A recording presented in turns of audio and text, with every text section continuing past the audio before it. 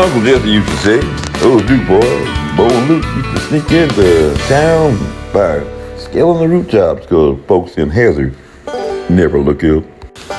Hey, Vern. Today, education is perhaps the most important function of state and local government. Compulsory school attendance laws and the great expenditures for education both demonstrate our recognition of the importance of education to our democratic society. It is required in the performance of our most basic public responsibilities, even in the armed forces. It is the very foundation of good citizenship. Today, it is a principal instrument in awakening the child to cultural values, in preparing him for later professional training, and in helping him to adjust normally to his environment. In these days, it is doubtful that any child may reasonably be expected to succeed in life if he is denied the opportunity of an education. Such an opportunity, where the state has undertaken to provide it, is a right which must be made available to all on equal terms. We come then to the question presented: does segregation of children in public schools solely on the basis of race, even though the physical facilities and other tangible factors may be equal, deprive the children of the minority group of equal educational opportunities? We believe that it does. Those were the words that were written by the progressive Chief Justice Earl Warren in the Supreme Court decision in Brown v. Board of Education in 1954. The decision that began with all deliberate speed the desegregation of public schools in places like even Arlington, Virginia. But for over a year, public schools were closed in a pandemic crisis. And these words from this landmark decision find particular significance. With growing conflict and tensions around the world, in places like most recently Afghanistan, did the nation suffer a loss during a year in which basic training was altered and advanced camp for ROTC cadets was canceled for the performance of our most basic public responsibilities, even service in the armed forces?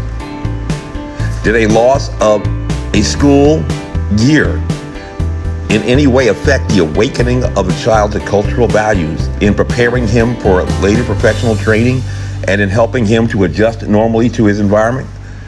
The Wall Street Journal suggests that it did, and even notes that for those children who missed kindergarten, they may never recover. Did a loss of a school year have an impact on any child reasonably expecting to succeed in life because he or she was denied an education? Most of the business publications appear to agree that the loss of earnings potential for those who missed school for a year will be felt for decades. But the Supreme Court said in 1954 that such an opportunity, where the state has undertaken to provide it, is a right which must be made available to all on equal terms. And there were even suggestions that there were impacts on equity and inclusion by the closing of schools, at least by those who are saying that Black Lives Matter. But now with schools reopening, facing a masking mandate by the governor, and with the University of Virginia, the state's premier state college, joining 749 other campuses across the nation in implementing a mandate for vaccinations for all students matriculating in the fall, we come then to the question presented: does denial of access to public schools based on solely vaccination status deprive those children of equal educational opportunities? We believe it does.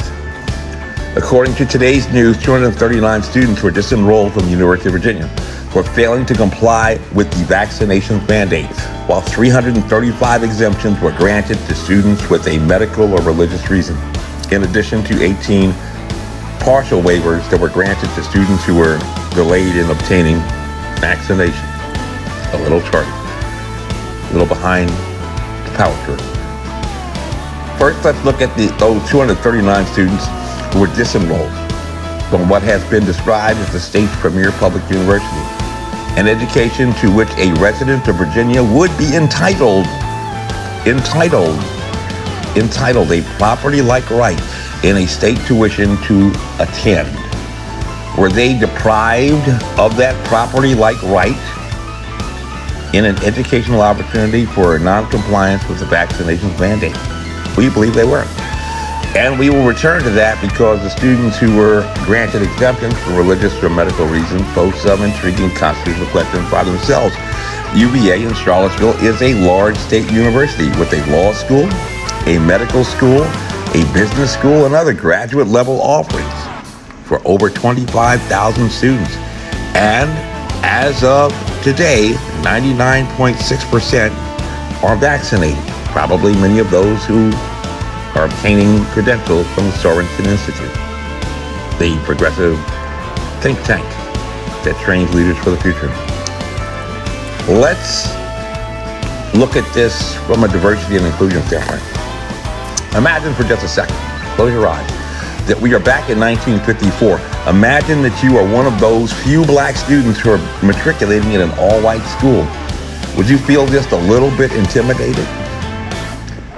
Might there be some people who did not like you?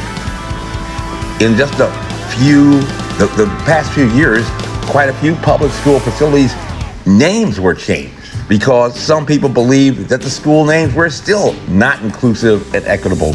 And today, a debate rages on about critical race theory and what should be taught in schools to make those persons who were different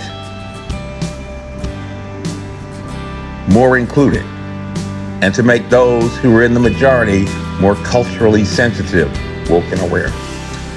Do you think that in an increasingly secular society, that students who refuse to get vaccinated because of their religion are not going to receive considerable peer pressure to lose their religion, to assimilate with what the state says, and get along with others at college?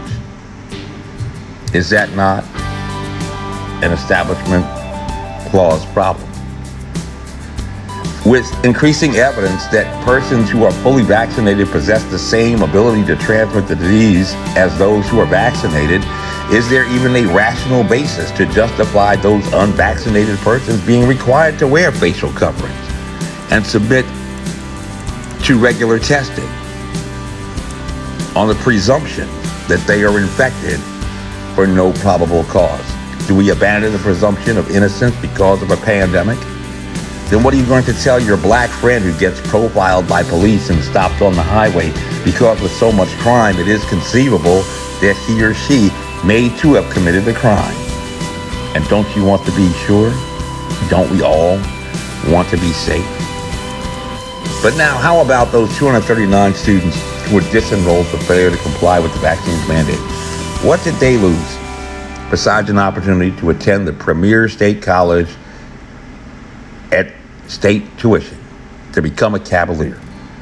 They may have lost a premier state university, truly lost a premier state university, but just like everybody else in Virginia, because it was a premier state university that did not realize that 2 decades ago the NIOSH had tested the non-medical grade facial coverings that unvaccinated students are compelled to wear with the same diagnostic equipment that is used to rate the N95 and other medical grade protection. And that test definitively, scientifically determined that non-medical grade facial coverings cannot prevent microbial infection. And it's tragic that we actually needed a test to show that. And if your best chance for an education is a college that endorses the proposition that one-ply cotton is impervious to microbial penetration, you may not have lost very much at all, because no study to date has refuted that scientific determination that should have been common sense. There have been countless studies conducted on the efficacy of vaccines, which is clearly distinguishable from effectiveness. And if a college with a school of medicine doesn't know the difference between effectiveness and efficacy, I would not recommend their science department. If they have scientists at UVA who have determined a way to develop an effective vaccine without knowledge of the infectious dose or the amount of pathogen that is required to be transmitted to cause an infection from any disease, so that clinicians can examine serological titers to determine the correlates of protection or the exact amount of immune response that is necessary to prevent your infection, they certainly have not told anyone, and it does not appear even in the reports that have been presented to the FDA for the rush of approval of the vaccines that are expected to be approved next week. And that's supposed to be a statutory requirement for approval.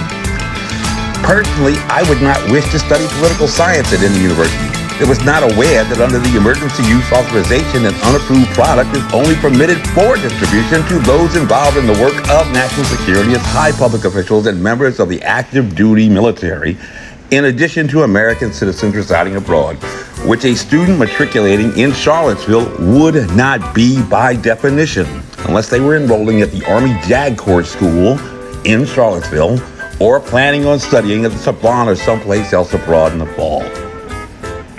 Pandemic may be a lesson on in-state tuition.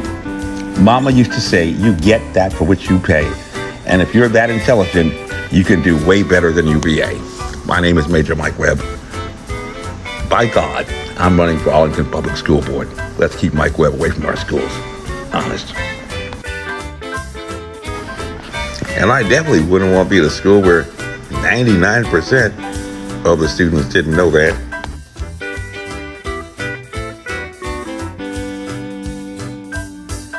We're going to do a little experiment in natural selection and find out what happened to the dinosaurs. Yes, say yes to fossil fuels. Check out the big brains on Brett's.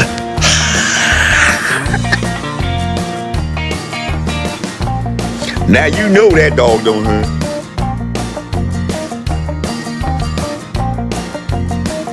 This advertisement was authorized by Mike Webb. And y'all go back now. Here.